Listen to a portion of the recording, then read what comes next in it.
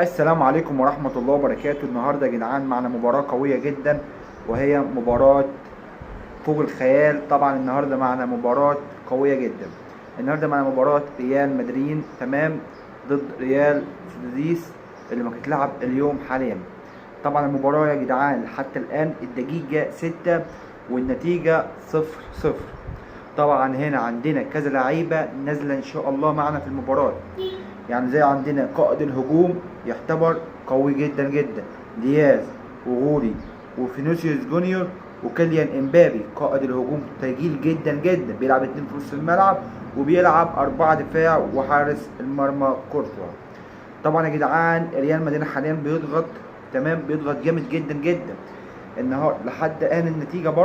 النتيجه برضو مطمنه، فاهمين ازاي؟ يعني برضو نتيجه كويسه جدا جدا. بص، او ماي جاد او ماي جاد، ريال مدريد بيجيب هدف وبيتلغي.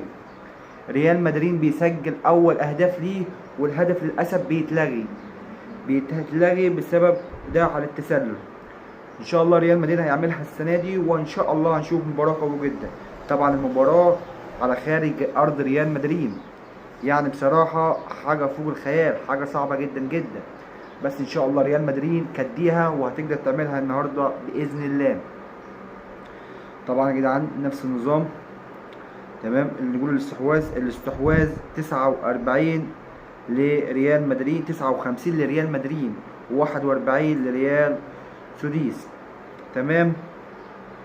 اجمالي التسديدات 1 لريال سوديس تمام، و1 لريال مدريد اللي هي فيها الهدف التسلل.